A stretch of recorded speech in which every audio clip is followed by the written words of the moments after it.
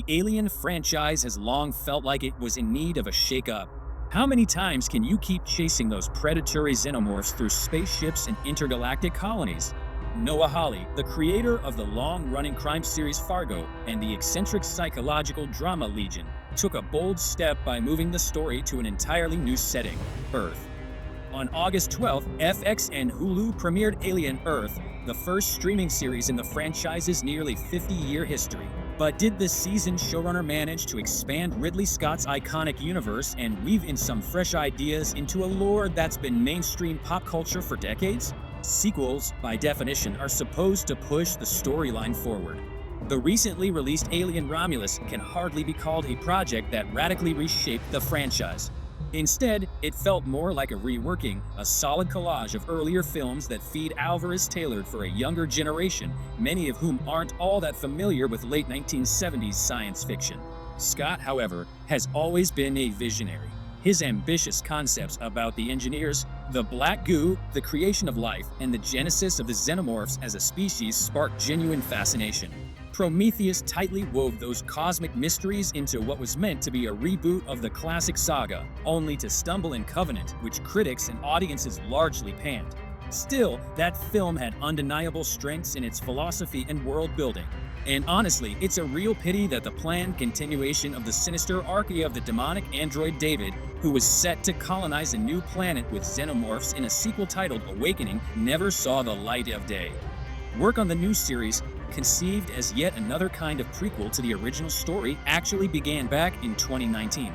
Sir Ridley Scott came on board with FX and Hulu, albeit with more than a little skepticism about the project's future. Pre-production kicked off in April 2023 when Sydney Chandler, daughter of actor Kyle Chandler, was cast in the lead role.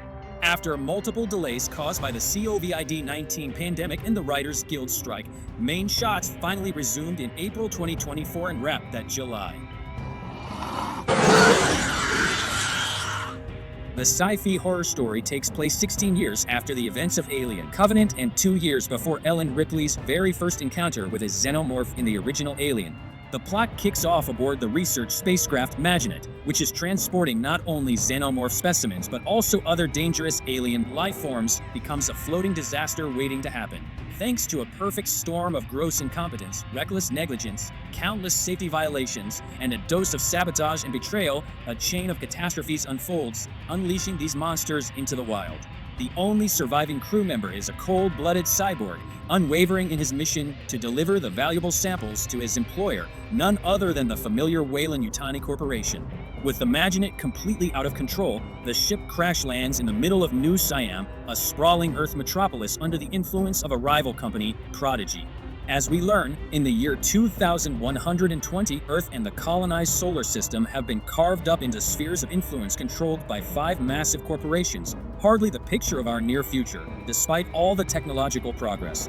Unlike the ruthless, ever-hungry Weyland-Yutani, Prodigy presents itself as benevolent, friendly doctors, welcoming staff, social programs. But behind the polished facade lurk disturbing experiments. In its futuristic city, gleaming skyscrapers hide dark secrets, and the crash of a massive starship right in the heart of downtown is significant, yet not exactly shocking by the standards of this world. 2 teams are dispatched to the wreckage, a chaotic collision of spacecraft debris and a heavily damaged 100-story skyscraper. The first is a squad of armed commandos, whose decision-making skills don't seem much sharper than those of the Covenant's ill-fated crew. The only thing more jaw-dropping here is the sheer stupidity of the Maginot crew, supposedly handpicked, highly trained astronauts chosen for an insanely expensive, top-priority mission. The second team is far stranger, a unit made up of a new addition to the franchise, human-like hybrids. Prodigy's CEO, eccentric young trillionaire Boy Kavalier, has achieved groundbreaking success in transplanting human consciousness into artificial bodies, turning the synthetics we already know into something entirely different. Among the test subjects, formerly terminally ill children whose minds have been transferred into nearly immortal adult shells with superhuman abilities, the trailblazer was Wendy. She's our main protagonist, played by Sydney Chandler sporting an Amelie-style haircut, whom audiences might remember from the detective series Sugar. Wendy carries forward the franchise's tradition of pairing a strong female lead with the lethal xenomorph menace. Her older brother, Joe Hermit, a paramedic assigned to the commando team and played by Alex Lawther, best known for the end of the world seems to inspire some oddly tender restraint from the alien, who repeatedly spares him in one-on-one encounters for reasons that defy logic. Wendy, determined to protect her brother who believes his sister Marcy is long dead, focuses her efforts on finding him rather than joining the hybrids and exploring the wreck. But then, after discovering she has the ability to communicate with the aliens, despite all efforts spent searching for him and completely abandoning the original mission, she suddenly refuses to leave with him and go home, the very thing she seemed to dream of all along, claiming instead that her loyalty lies with the company. Leading the squad of super children is Kirsch, a veteran android brought to life by Hollywood star Timothy Olyphant, who serves the corporation's orders with absolute obedience. Despite protests from the newly introduced head of Yutani replacing the ever-present Peter Wayland in this installment, Kavalier refuses to hand over the alien wildlife specimens to his rivals. Instead, he orders Prodigy to push forward with their dangerous experiments on the sinister organisms, with consequences for humanity that are as predictable as they are horrifying.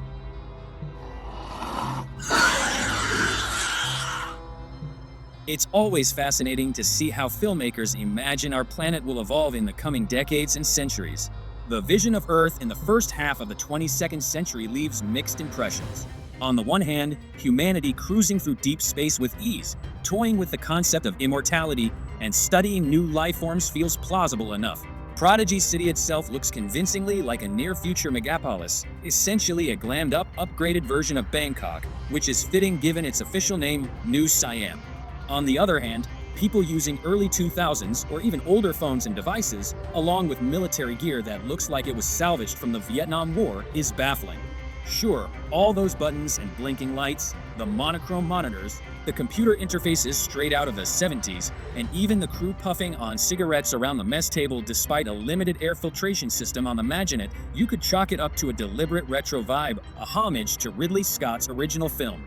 In the same way, you can buy into the idea that future humans might still read Agatha Christie, watch Ice Age, listen to old-school punk rock, or throw Bourbon-era costume parties at home. But it's a lot harder to justify why the leadership of all-powerful corporations would tolerate such primitive tech in an age of runaway scientific progress. The first alien framed a synthetic as the perfect corporate agent. The crew thought he was one of them, never realizing they were expendable in the face of his programming. The sequel showed that flesh and blood humans could be even more dangerous than xenomorphs or synthetics. Later installments drifted into muddled musings on creationism, awkwardly weaving in biblical Christian motifs. Now the writers seem to be disguising the fact they don't have much new to say, bloating the lore into a salad of half-baked ideas wrapped in flashy packaging for a new generation. As with his previous projects, Noah Hawley loves juggling cultural illusions.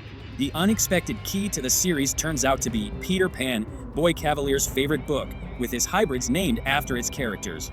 The realization comes off a bit forced and heavy-handed, but making the heroes of alien children who will never grow up, rulers and at the same time prisoners of their bodies is, at least on paper, a solid and intriguingly sinister concept built on sharp contrasts.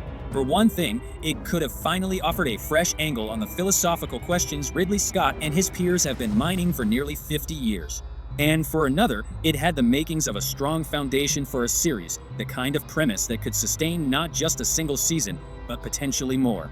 The arc centered on Wendy and her fellow Prodigy test subjects is genuinely engaging, injecting a troubling humanity into the story.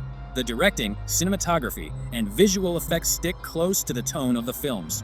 The monster scenes are tense and bloody, while the corporate backdrop and moral quandaries gradually form the dramatic backbone of each episode.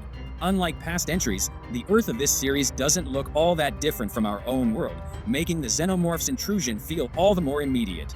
The idea of a young techno-trillionaire with a god complex driving the narrative is hardly groundbreaking.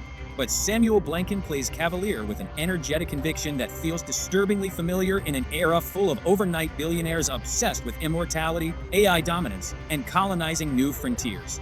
Even his decision to name his island Neverland, conduct experiments on terminally ill children, and stroll around in pajamas with bare feet during high-stakes corporate calls doesn't feel out of place, given the eccentric habits of people with virtually unlimited power. Some creative choices, however, don't land as well. While the soundtrack occasionally snarls with Jerry Goldsmith's original motifs, much of the score, especially the end credits music, feels oddly upbeat, as if it belongs to a completely different project. Dropping explosive Black Sabbath riffs over tragic, dramatic moments is jarring at best. The same goes for some of the clunky, awkward dialogue given to the franchise's grown-up children. It's clear that Hawley, working with the iconic monster, was trying to find his own voice rather than rehashing the well-worn ideas of Scott, Cameron, or Fincher. He doesn't hold back. Blood splashes across the walls, and the Xenomorph is unleashed almost immediately rather than lurking in the shadows for half the runtime. The addition of other exotic alien creatures and their mutations feels like a deliberate setup for surprising twists down the line. At times, the signature claustrophobia and ever-present sense of lurking danger that define the franchise are missed. But in their place, we get fresh dystopian flourishes reminiscent of Blade Runner, with androids that feel almost like cousins of Scott's replicants. As a showrunner, Hawley leans into his trademark mix of grandeur and off-kilter, surreal black humor.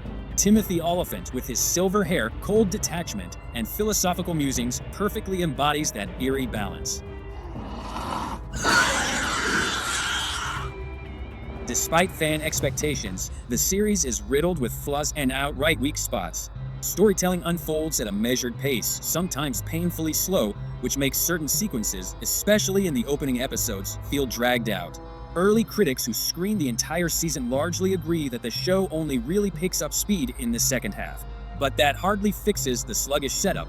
The underwhelming performances, charismatic, magnetic characters are in short supply here, or the gaping plot holes so big it sometimes feels like the story is built out of them, lurching forward only thanks to fresh bouts of nonsense and outright stupidity. The show is packed with logical inconsistencies you want to brush aside in hopes of seeing the bigger picture, but with each episode that gets harder to do. For instance, why does a massive ship suddenly plummet to Earth, the very heart of human progress in the future, without even the most basic warning systems or countermeasures in place? And it falls from orbit at an absurd crawl of about 50 miles per hour, conveniently ignoring kinetic force, acceleration, and basic physics. After crashing into a skyscraper, crates on board remain neatly stacked and corpses stay calmly in place on medical tables.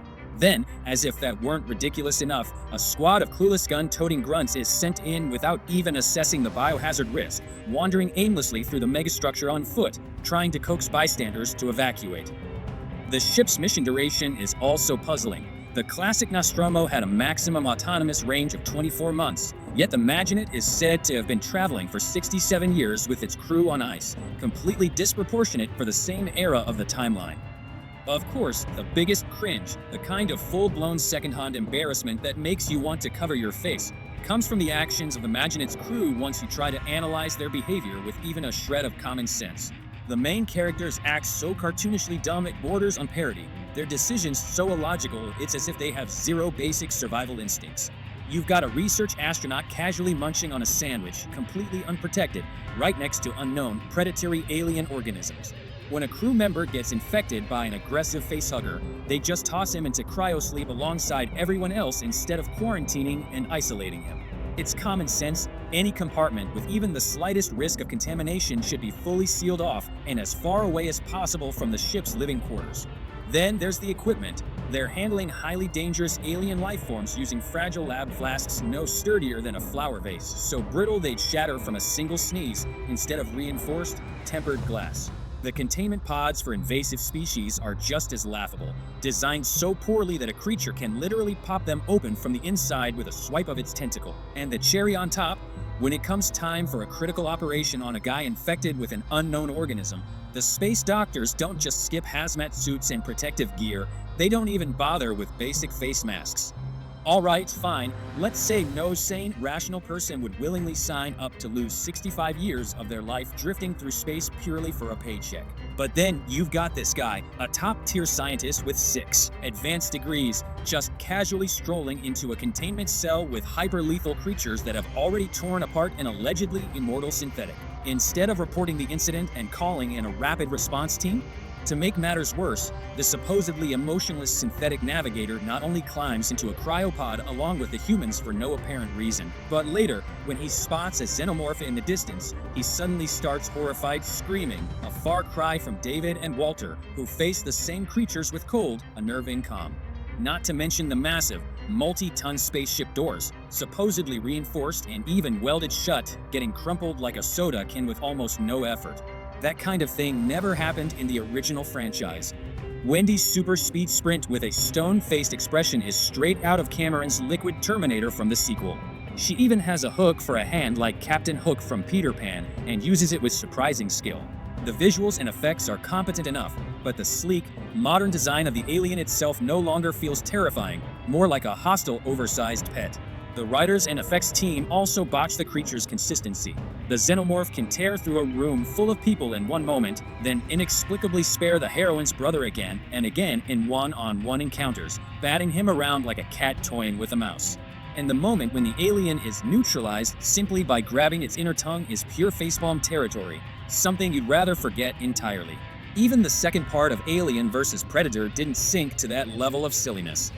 The other biggest epic fail, hands down, is the blatantly obvious use of a guy in a latex suit in several scenes, straight out of some bargain bin 60s TV show.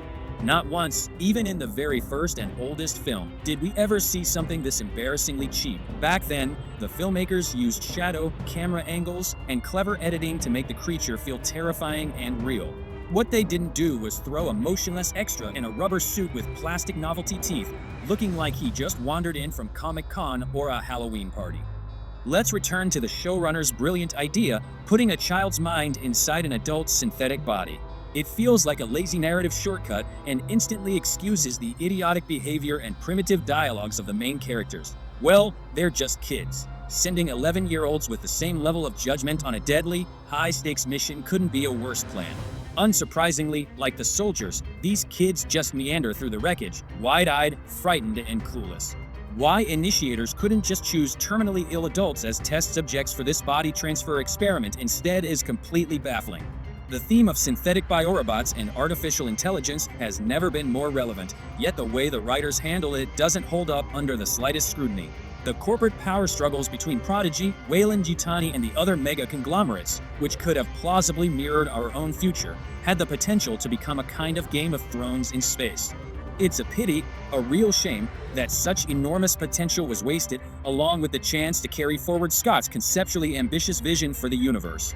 On top of that, the series lost its signature suspense and that creeping, inescapable sense of dread. And honestly, what's left to say when one of the greatest cinematic nightmares of the 20th century has been reduced to little more than the cuddly velociraptors of Jurassic World? The series leaves a pretty mixed impression. The early episodes make it clear that taking the extraterrestrial monster out of the confines of a spaceship works mostly because of the novelty of the setting and characters, not because of any groundbreaking storyline. At this point, it's safe to say Alien Earth isn't a game changer, nor does it look destined to become a future classic. Still, it can't be written off as disposable either. The show makes a careful attempt to expand the universe, raises some intriguing questions, and leans heavily on atmosphere and world building. The ambitious central idea, exploring what happens when an unknown cosmic horror crashes into our familiar, everyday world, should have been enough to make up for some flaws.